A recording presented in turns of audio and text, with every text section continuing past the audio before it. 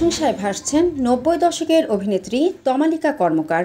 ২৫ মে যুক্তরাষ্ট্রের মিশিগানে শাটির উদ্যোগে আয়োজিত অনুষ্ঠানে ফ্যাশন শোতে আমেরিকান বাংলাদেশি মডেলদের ক্যাটওয়াক চলছিল। এ সময় মডেলদের সাথে হঠাৎ ক্যাটওয়াক করতে দেখা যায় ৯০ দশকের জনপ্রিয় অভিনেত্রী তমালিকা কর্মকারকেও। সেই সময় হল ভর্তি দর্শকরা করতালি দিয়ে তাকে সাধুবাদ জানান। এ সময় অংশগ্রহণকারীদের কাছ থেকে উচ্ছ্বসিত প্রশংসা কুড়িয়েছেন গুণী এই অভিনেত্রী।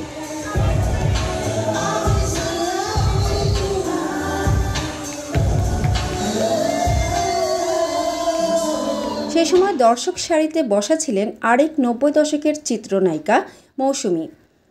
শনিবার কাপড়ের ব্যান্ড শাটির আয়োজিত অনুষ্ঠানে অতিথি হিসেবে উপস্থিত ছিলেন তমালিকা কর্মকার, চিত্রনায়িকা মৌসুমী ও লন্ডন থেকে আগত সোশ্যাল অ্যাক্টিভিস্ট ব্যারিস্টার নিশাত খুশবু। এ সময় আয়োজকদের ধন্যবাদ জানিয়ে অভিনেত্রী তমালিকা কর্মকার বলেন, শাটি অবহেলিত নারীদের নিয়ে কাজ করে যাচ্ছে, এটা আমার হৃদয়কে জাগিয়ে তুলেছে। অনেকেরই তো টাকা আছে, কিন্তু কয়জন এরকম ব্যতিক্রমী উদ্যোগ নিয়েছেন। আমি সবসময় এ প্রতিষ্ঠানের পাশে থাকব। শাটির যে designer Nadira Wahid, she is such a sweet and I have taken her as my sister, because আমি আসলে না খুব ভালোবাসি। কেউ যদি আমাকে ভালোবাসে, আমাকে রেসপেক্ট করে, আমার খুব ভালো লাগে। কারণ আমি মানুষকে খুব রেসপেক্ট করি, আমি খুব ভালোবাসি মানুষকে। সো একটা মানুষ যখন ভেতরটা খুব ভালো হয়, তার কাজ ভালো হয়। যখন আমি দেখলাম আমার শাড়িগুলো সুন্দর, বা সুতি শাড়িগুলো, আমার সারাটা দিন মেঘলা আকাশ বৃষ্টি তোমাকে দিলাম, এরকমও কিছু কিছু বর্ণের কিছু কিছু ভাষার কিছু শাড়ি করেছে, এবং মসলিনগুলি এত সুন্দর, এত ইউনিক, এত আমি বলবো ওর একটা আধুনিকতা মিক্স করেছে ওর ব্লাউজে, ওর শাড়িতে।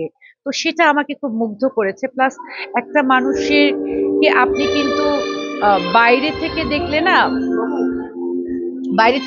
আপনি একটা মানুষকে জাজ করতে পারবেন না। আপনি যখন মিশবেন, বাইরে থেকে একটা মানুষকে আমার রুড লাগতে পারে, অন্যরকম লাগতে পারে, মিসআন্ডারস্ট্যান্ডিং হতে পারে।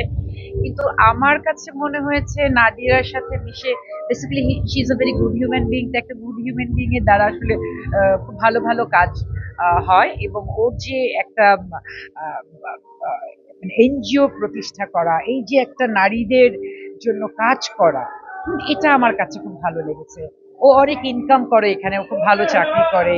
ও আমাকে বলছিল যে আমি অনেক ইনকাম করি, ওর অনেক ভালো, আপনারা সবাই জানেন ও অনেক বড় বড় বাড়ি আছে, ওরা সবাই এখানে ওয়েল স্ট্যাবলিশড। কিন্তু তারপরে এত টাকা দিয়ে ও কি করবে? এত টাকা দিয়ে ও তখন প্ল্যান করেছে ও একটা এনজিও করবে। হ্যাঁ, এটা আমাকে খুব টাচ করেছে। হ্যাঁ, কয়েকজনের টাকা থাকলে এরকম চিন্তা আসতে পারে। সো এটা আরেকটা আসলে মেইন রিজন আমাকে অ্যাট্রাক্ট করেছে, to be very honest with you. আমার নাদিরাকে ভালো লেগেছে, ওর কাজকে ভালো লেগেছে, এটা আমাকে অনেক টেনেছে। Slowly.